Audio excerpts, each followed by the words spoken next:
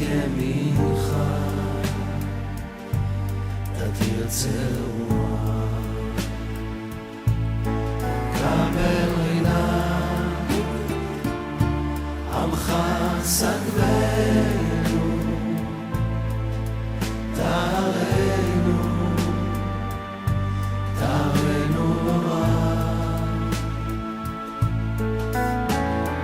אנא בכוח גדולת ימינך תרצה רוח קבל רינת עמך סגבנו תארנו לגיבור דורשי חוקך כבבה שואל רחם תארן רחמי צדקתך תמיד רומם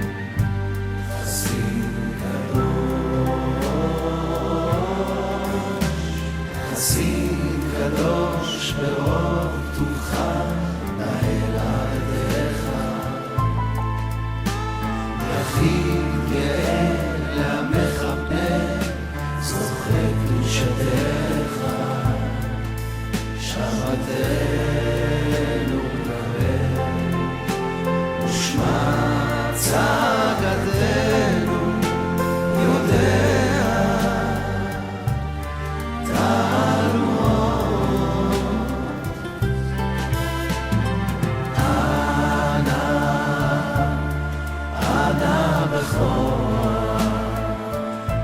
גדולת ימינך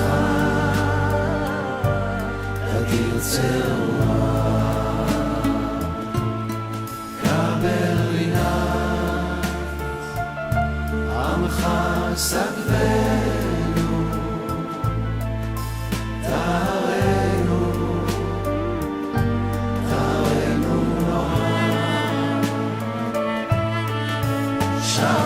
שבתנו קבל ושמע צעקתנו יודע תעמוד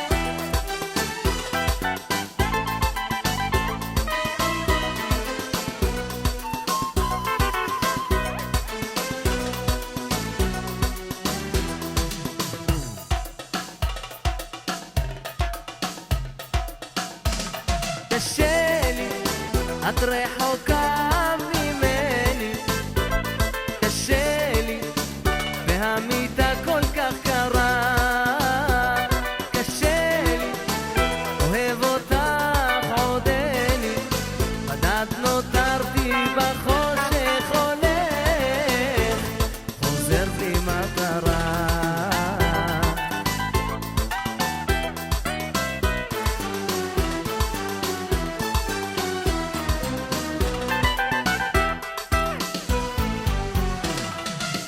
תמונה צוחקת אליי ניבטת מבעד לחלון, האם נדמה לי הולך קורא לי ולא יכול לישון, צלצלי אליי ילדונת אמרי מילה טובה,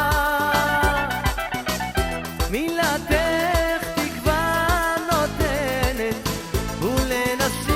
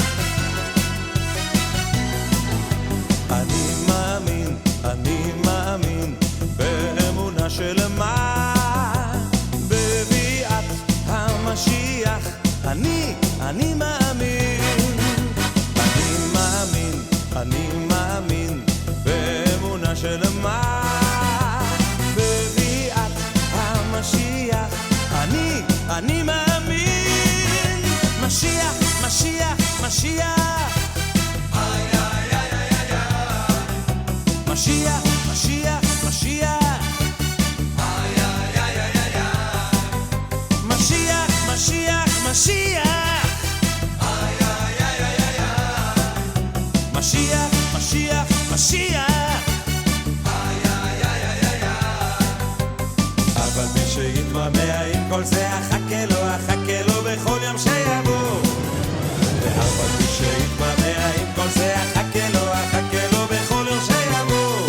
שיבוא, שיבוא, שיבוא, שיבוא, יו. אני מאמין באמונה שלמה בביאת המשיח. אני מאמין באמונה שלמה בביאת המשיח. אני מאמין. משיח, משיח, משיח, משיח, משיח, משיח, משיח,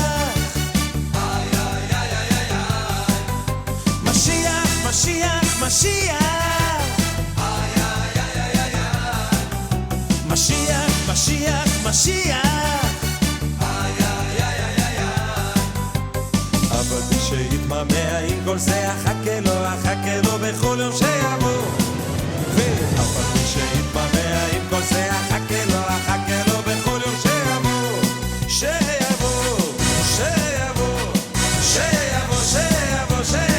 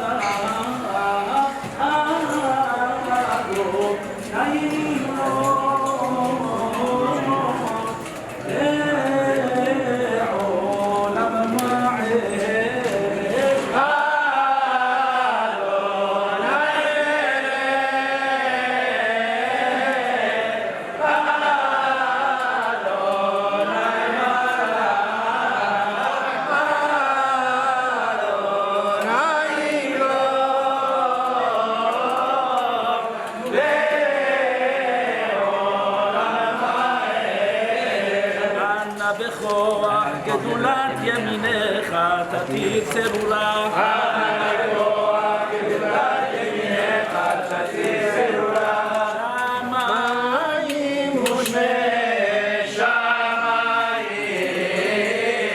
לא יחדלו את קולו יסר ארץ המים Circling around the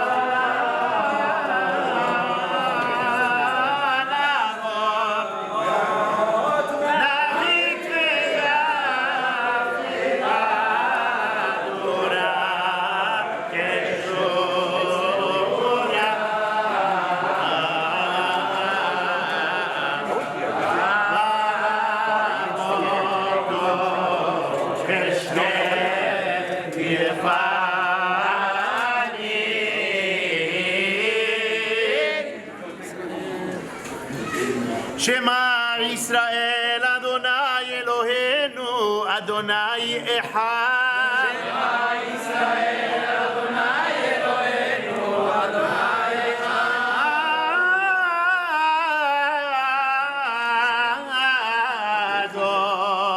Adonai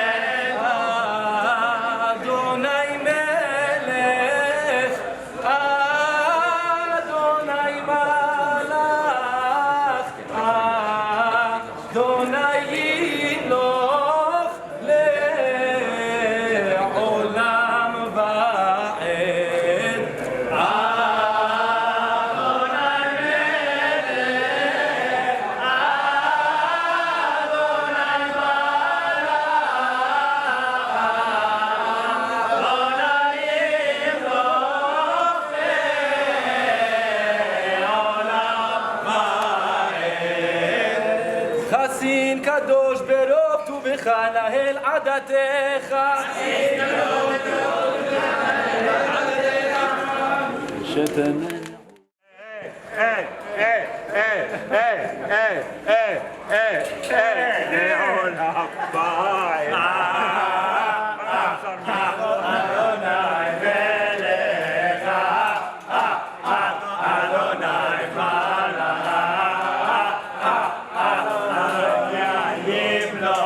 Amen.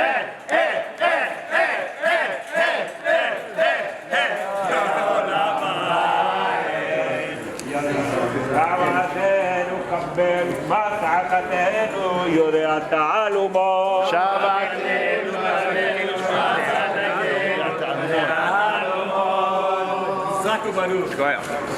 Okay. You're right, you're righty, you're righty. Go all the way up to the top. You're right. Bend your knees, hey, bend your knees, bend your knees. It's in the knees. Anybody else? It's your first time, it's your first time.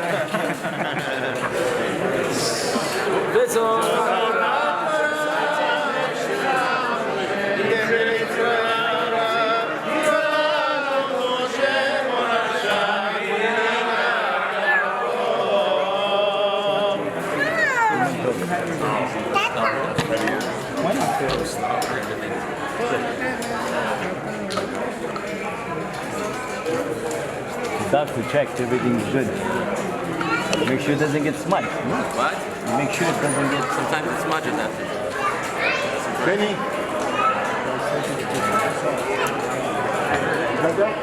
He finished the sefer, no? Or Lavusha finished the sefer, yeah?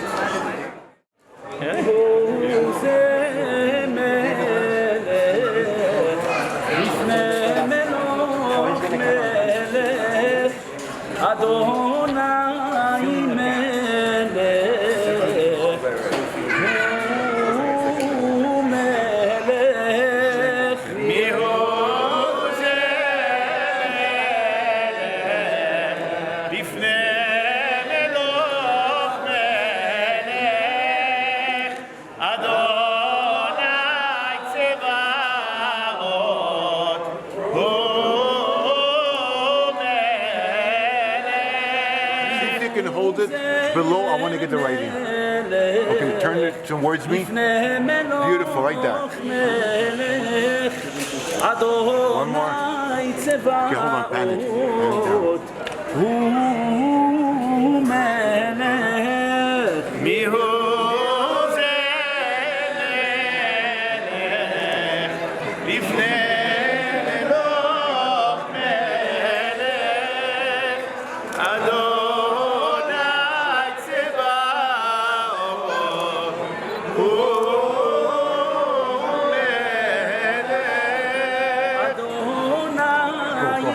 Do it again.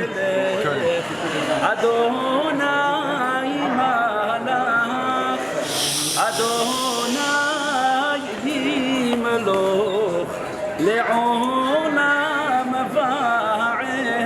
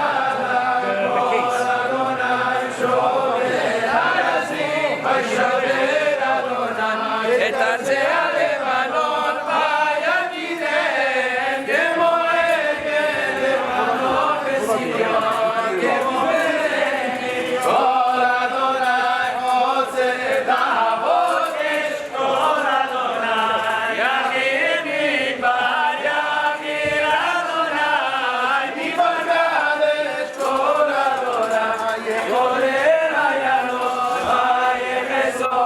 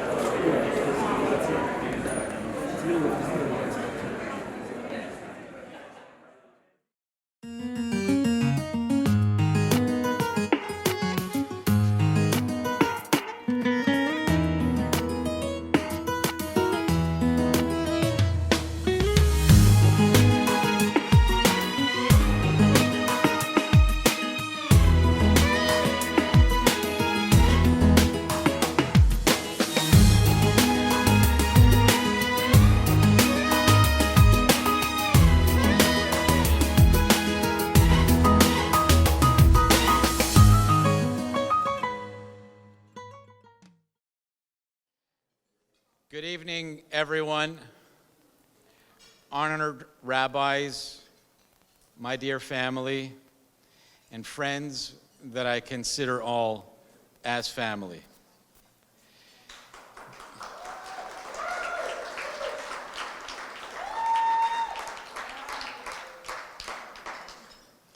This is a huge honor for my family and me.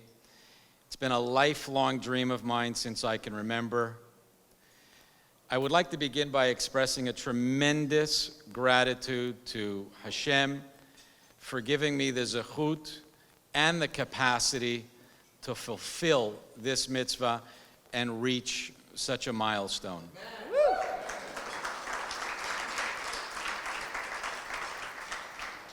I would also like to say thank you to my family, my beautiful wife, my rock, my smile, my absolute everything, okay? The reason why I wake up every morning. I'd like to thank them all for always supporting me, not to mention putting up with my religious discussions around a Shabbat table and communicating the importance of having a connection. I can't even begin to express the pride and the feeling of accomplishment. So to put this into perspective for my girls, this is actually better than coming in first at a dance competition. To put it into perspective for my son Mark, this is better than when you won the hockey tournament and scored a hat trick. I'd also like to express my gratitude to Rabbi Oziel, Rabbi Zrian, and Rabbi Habusha, who helped me every step of the way, from selecting the sofer in Israel, proofreading the writing, picking the dressing, and guiding me every single step to this point. Thank you so much, rabbis.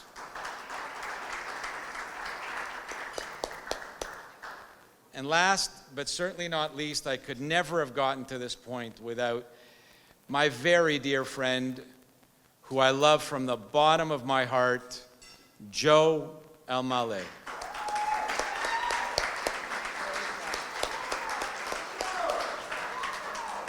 Joe, you helped with every last detail to coordinate this for me. Joe, may Hashem bless you with health, happiness, success, and to always be by people's side who need your help, because you truly do it from the bottom of your heart. You do it with a smile.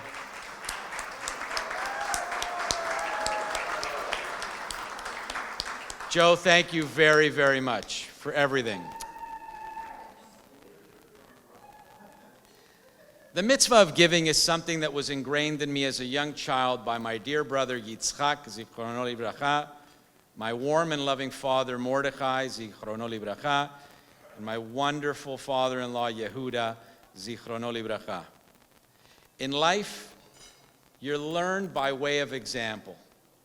And every one of them had their own unique ways of doing chesed and going above and beyond for their family, friends, and anyone in need. I also want to add that while this Torah may not have been dedicated in the honor of these two very, very special men in my life, I'd like to remember my Uncle Max, who always inspired me by his quiet and very inconspicuous acts of kindness. A man with a heart as wide as the ocean. I'd also like to acknowledge my Uncle Joe Serfati, who probably did more mitzvot than any other man I know. A man of limited means that supported a family of 4 beautiful children, that spent every day of his life praising and serving Hashem. He spent hours upon hours after work and on weekends teaching a huge number of Jewish kids their bar mitzvah lessons, and refused to take $1 because he simply wanted the honor of doing the mitzvah. These men will always hold a very special place in my heart. Dad,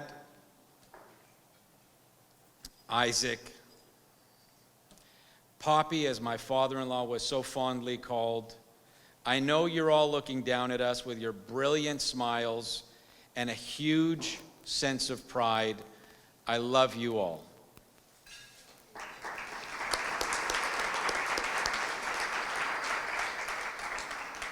My father, Marcos, was truly an incredible person.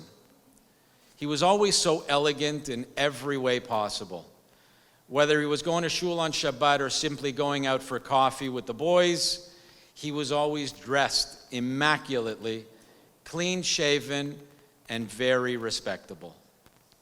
My father was a man who loved to be around people, family, friends, anyone. He could talk to you for hours about anything you wanted. If you just needed a friendly ear to listen for someone or something specific that you wanted to discuss. But he loved talking about politics and could talk for days. But what was really impressive is that for a man that loved conversation so much, it's so important to note and very rare to find someone like my father that never spoke a word of Lashon Hara about anyone. And if ever that became the topic of conversation, somehow or another, my father would excuse himself to the bathroom or offer anyone a cup of coffee, but somehow or another, he would escape the conversation. It's a lesson that I remember as often as I can, albeit a very difficult one to achieve such a high standard. Dad, I love you beyond expression, and I feel your presence in this room and your warm smile, and applaud you for being the remarkable father you always were, and I aspire to follow in your footsteps with my own children.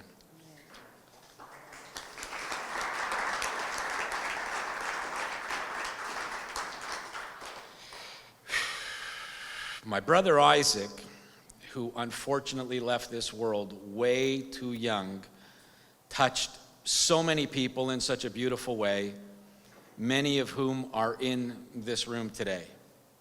He had such a warm heart and a brilliant smile that lit up a room when he walked in, and people would automatically gravitate to him. As a young boy, my brother Isaacc always looked out for me and made me feel protected. As brothers, it's obvious that we had our fair share of battles, one of which I can remember all too well when I was quick enough to duck, and the drywall behind me felt the wrath of a typical older brother. But make no mistake, my brother had a heart of gold and would share everything he had with me, and was the type of friend that would give you half his sandwich if you forgot yours. It's lessons and examples like this that helped shape me to do these types of mitzvot. Isaacc, I love you with all my heart.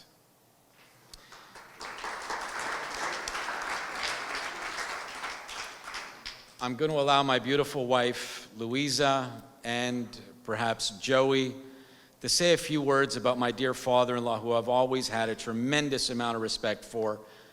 A loving man that opened his arms and his home to me and treated me like his own son, albeit immediately after I passed the exhaustive tests that one has to pass when dating a beautiful woman like my wife Louisa with 4 brothers, and my dear mother-in-law to shield her.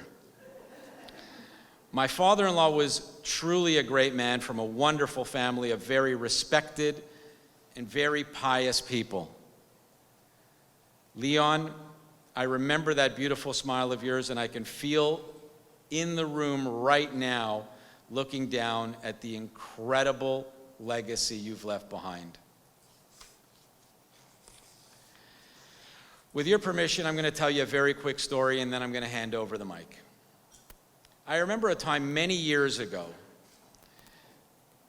For many of you that go to shul every morning, you're all too familiar with the number of rabbis, students, messengers that come into the shul collecting for themselves, or in many cases for a kollel, or sometimes just for others in need.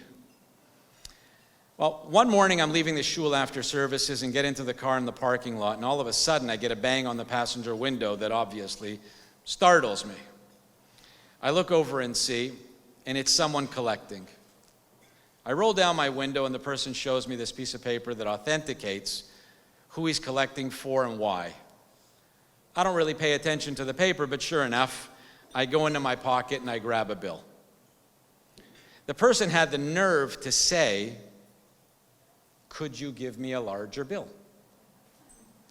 So I look at him and I, as surprised as I can be, not to mention appalled that he could even say that, I say, "I'm sorry, maybe you should just give that back to me." Obviously he reacts and he apologizes and thanks me, and we leave it at that. Rabbi Oziel back in that day taught me a very, very valuable lesson that I carry with me always. So I called Rabbi Oziel and I asked him how this is even possible, that someone could have the chutzpah to do this. Rabbi Oziel says to me, "Listen, Hashem is constantly sending people to test us. And God forbid you should ever be in the position where you have to stretch out your hand to someone else. When someone comes to you, always give them something. And whether you give them $1 or whether you invite them back to your office to write a check, just give them something, and always do it with a smile and make them feel good about it. Every once in a while, if you have time, ask their name. Talk to them for a moment so they don't feel ashamed. Regardless of their behavior, you've done your part. You've done your mitzvah." And these are words that I try to live by every single day of my life.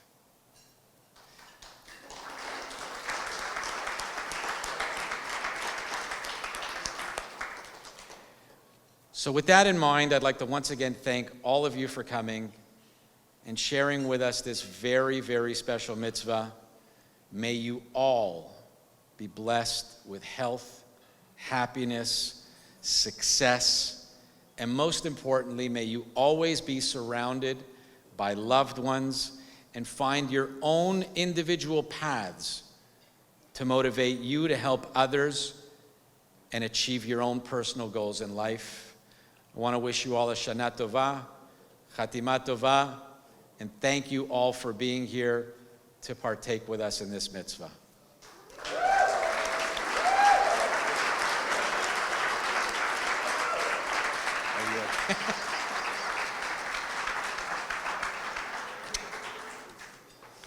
Okay, I asked my brother to say a few words today, but I'm going to take a gander at this. Okay, I also want to thank everyone for coming today. I'm really honored to be standing here surrounded by all of those who loved a special man named Leon Benoliel. To some of you, he was a treasured friend. To others, a loving relative. But to his family, he was our dearest daddy and our Poppy. Poppy passed away July 21st, 1997, after a tough battle with cancer. His doctor said it would kill him within the year, but he proved us wrong, and he continued fighting bravely for years to come. Throughout his period, even some of his close friends didn't know about his cancer because he wasn't that kind of guy. He didn't want phone calls, he didn't want worry, he just wanted to have a good time with his family and spend the rest of his life the way he wanted. It definitely wasn't an easy time for him or for any of us who loved him so dearly. But I'm so lucky to have my husband Abe by my side then and now. 30 years ago, Abe and I first got married. I was 26 and Abe was 29. Back then, our dream of writing a SeferTorah in honor of our parents was only a whisper in the night. At that age, we had our whole lives in front of us. With this dream seemed improbable and out of reach, but yet we are here. We're here now. We're here. Turning this dream into a reality wouldn't have been possible without Abe. Honestly, I shouldn't be surprised, knowing how stubborn he is when he sets his mind to something. God bless you, Abe, with this beautiful mitzvah. Your father and Isaac would be so proud of the man you are today. I know Poppy would too. He was your biggest advocate and love you dearly. When I was writing this speech, I wanted to find the perfect story, a story that would encapsulate the entirety of who my father was. This wasn't an easy task when he was such a vibrant person who had touched so many hearts and changed so many lives in his short time here on earth. However, the story of his diagnosis came to mind. Almost 30 years ago, he was told by a very cold, a very matter-of-fact doctor that he had stage 4 cancer, and there was nothing that could be done for him. I remember seeing my notebook, which was useless in the face of this devastating news, fall out of my hands and feeling embarrassed because of the sound it made in front of the doctor. The doctor kept speaking, but we weren't listening. All we wanted was to just get out of there ASAP. When we left, I was obviously in tears, but Poppy looked at me, and I'll never forget his next words. He said, "He's not God," plain and simple. At that point, I didn't know if he was saying that to comfort his devastated daughter, or if he truly believed it. But today, 25 years later, I can confidently say that my father did believe it. He knew that God had a plan for him, regardless of what any doctor said. And when the time came for him to stop fighting, it would be okay because it was in God's hands. His strong faith and his love of God was something he instilled in all of us by leading in love and by example. The love he showered upon us mirrored the selfless, unwavering love God shows. No conditions, no prerequisites. My father did not need the world's approval to live life based on his own principles and beliefs. He was not a rich man, nor did he have fancy hobbies. He never felt poor. He didn't have clubs. He would meet his friends out after work, but he never felt lonely. He never bothered with idle chatter or hurtful gossip. Instead, he was a down-to-earth family man through and through. His success came from his own hard work, determination, and he worked day and night to have it, not just for himself, but to provide for his family as well. Okay, and to his greatest love. Okay, see. And to his greatest love, my mother. Say it. You say it. It's okay. And to his greatest love, my mother, he showed immeasurable care, devotion, and faithfulness, staying true to his very last day. Daddy had one love in his life, and that was his darling wife. I didn't write this, but couldn't be further from the truth. Together, they grew a beautiful life and raised a rowdy bunch. The amazing example he set as a father and a husband taught me the most important lessons of giving and receiving in love. His example also set the benchmarks with which I approached my own love life and how I chose my amazing husband. So thanks, Dad. She wrote this, I didn't write this. I'm missing a page of my speech.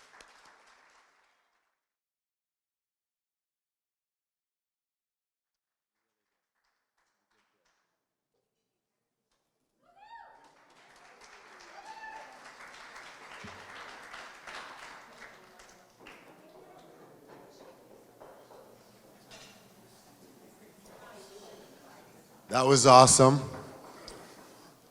Louisa, Abraham. First of all, I want to thank Louisa and Abe for asking me to say a few words about our father, Leon Benoliel. I can talk all day about Leon, but I'm going to keep it short.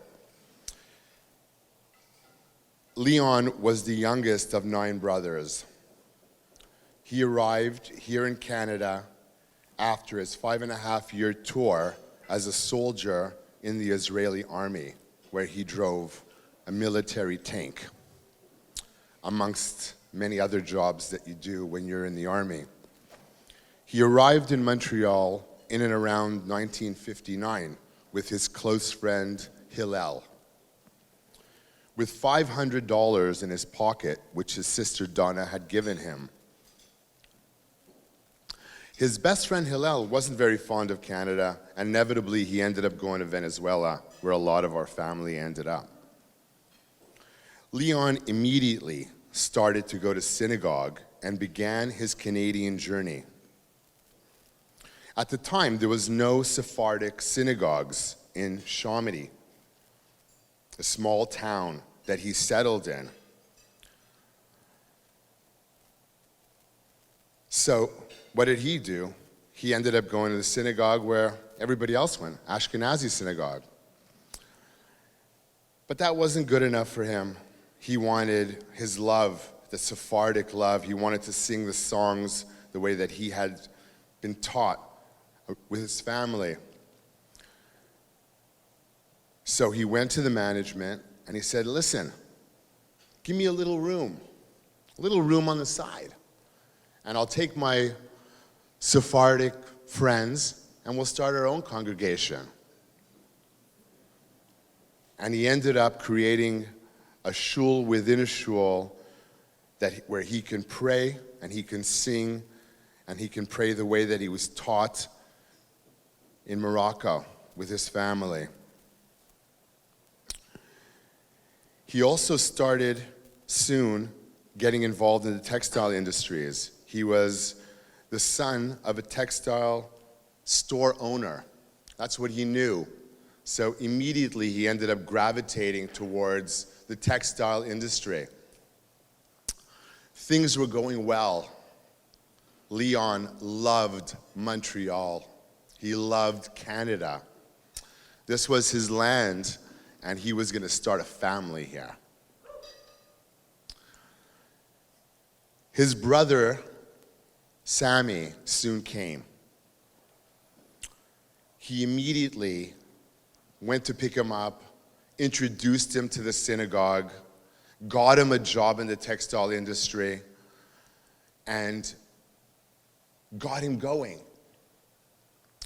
Inevitably, the word got out that if you were coming from Morocco, you needed to contact Leon Benoliel because he was going to help you. He was going to help you get a job. He was going to pick you up at the airport. He was going to do what was required to help people, immigrants coming from Morocco, and help them get accustomed to being in Canada.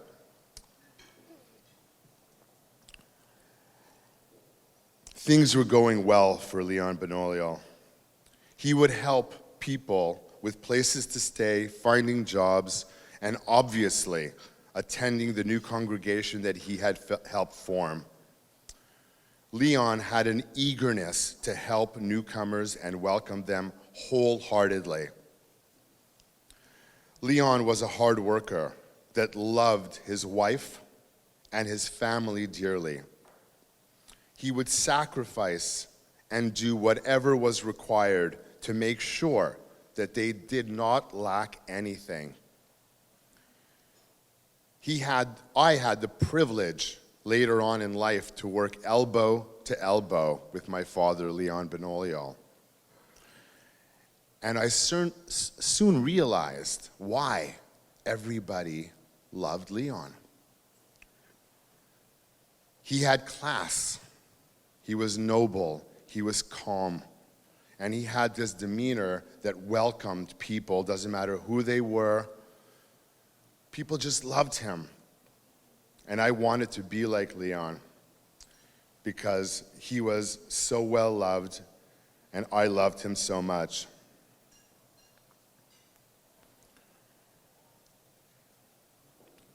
I'd like to make a special toast today to remember the beautiful man who is Leon Benoliel. He's not here with us today, but in our hearts, in our families' hearts, he will live forever. So a toast to Leon Benoliel.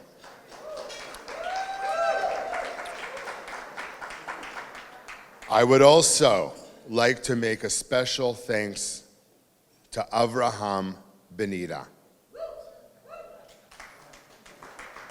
my brother-in-law, my brother, and an exceptional Jew. In this day and age, there are not a lot of people that would take the time and make the effort to do such a mitzvah. But then again, Abe is not your average guy.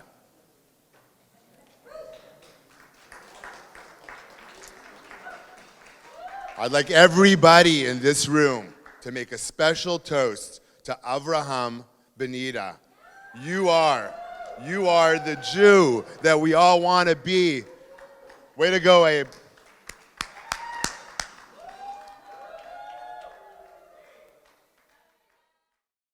Yeah, so can you hear me? Can you hear me okay? So just, Abe, thank you, Abe and Louisa, for the honor of just giving a short SeferTorah. This is 2 minutes, okay, guys? So I was wondering, tonight we're honoring 3 very special people. Mr. Mordechai Benitah, Zichrono Livracha, Mr. Isaacc Benitah, Zichrono Livracha, and Mr. Yehuda Benoliel. So I was wondering why Abe asked me to speak, and I realized that in our group of friends, we don't have a Mordechai, and our Yitzchak couldn't make it tonight, so I guess you're stuck with Leon. So here I am. So in this week's parasha, for those that were listening, it starts off Kitavo. So I'm going to read it in English because it's very interesting. It says that when you enter the land that Hashem gives you, you shall take of the very first fruits of the ground, and you shall place them in a basket, and go to the place that Hashem will choose to make his name rest there. So this is speaking about the first fruits. The farmers, as their fruits grow every year, they take the first of those fruits and they give them away. So the Sifri, one of the commentators, says that because of this mitzvah, the Jews merited entering the land. So obviously it raises a very important question. You can only do this mitzvah when you enter the land. So how can it be that the reward for this mitzvah is entering the land? Because you can only do this mitzvah in the land. So obviously the Chachamim tell us that the essence of this mitzvah is the reason why we merit to enter the land. And obviously the essence of the mitzvah is gratitude. When God gives us something, he gives us these fruits, we take from these fruits and we give them away.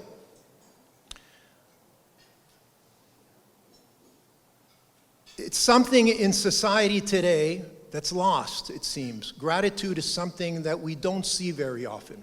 Unfortunately, our children are bombarded with the parties that they're not at, the Blue Jay games that they didn't get tickets to, things, Instagram and all these, Facebook, they're always constantly reminding them of what they don't have.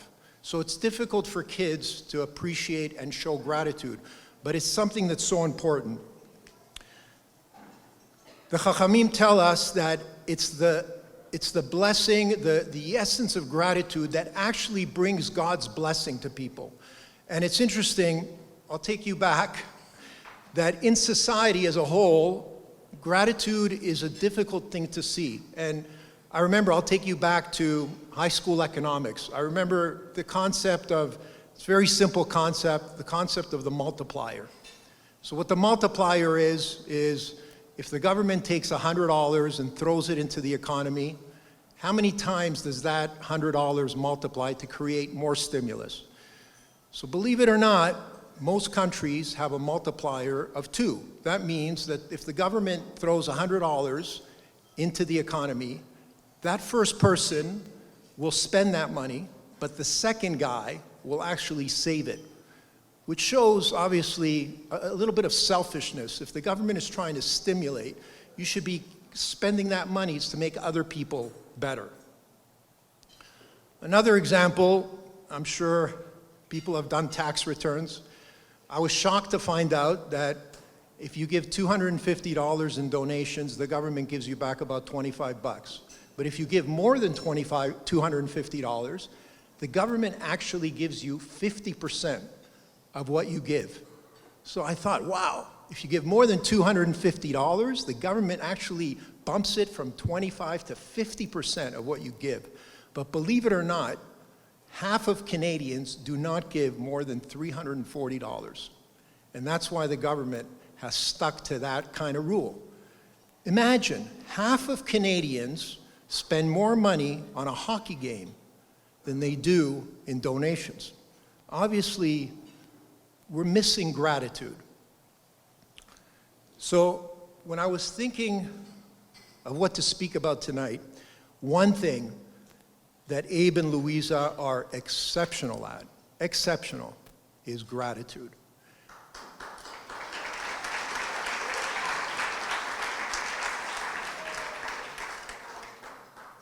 Whatever it is, sharing is caring, and they're the perfect example of sharing. Whether it's in their home, whether it's in their cottage, whether it's anything they own, it's there for everybody to use and for everybody to enjoy. And that's something that's just incredible and that we all want to learn from. So, to end off, I just want to bless them and everybody here with the blessing of gratitude, that we should thank Hashem for everything that He's given us, because the second part of the pasuk tells us what happens. It says that go to the place that Hashem will choose to make His name rest there. The place that God is resting His name is the place of gratitude. So when people show gratitude, God has His name there and He brings blessings to you. And that's what I wish for everybody tonight.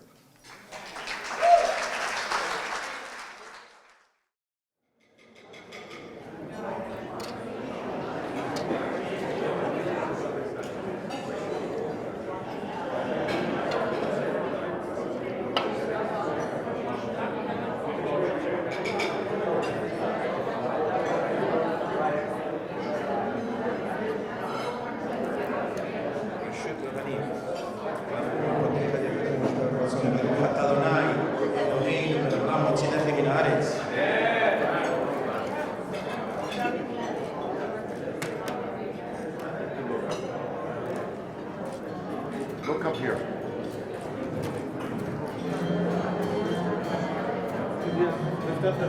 One second, lift up the challah.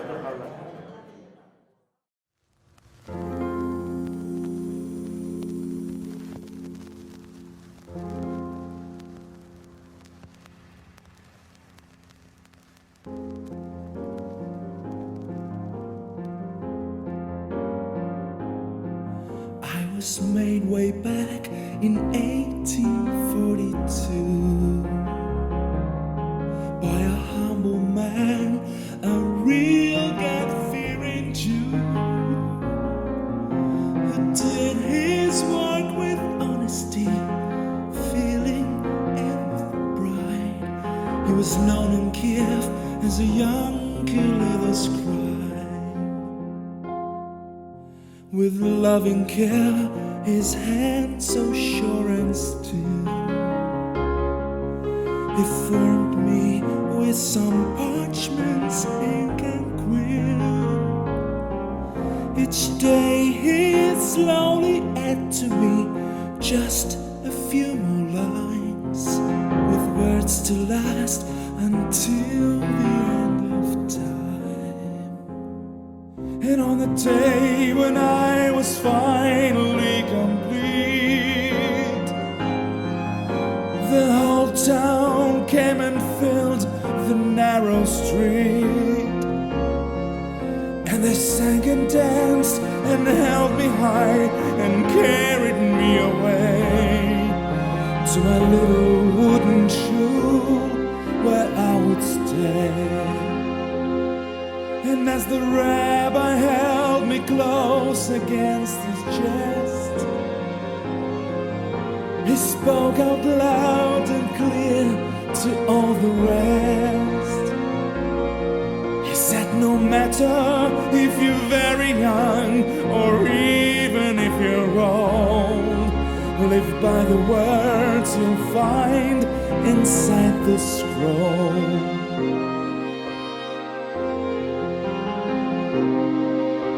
3 days a week they read from me out loud. It filled my soul with joy and made me proud. They followed each and every verse with fire in their eyes, the words that told them how to live their lives. I watched the generations come and go. I saw the old men die, their children grow. But never in a century did I miss my tongue once, for the fathers they had left me with their sons. But the hatred from the west came to Kiev, and they're rounding up the Jews who had not fled. But the Moshe, the Shamash, he was brave and he was bold. He hid me in the cellar, dark and cold. And for years and years I waited all alone for people of my town to take me home.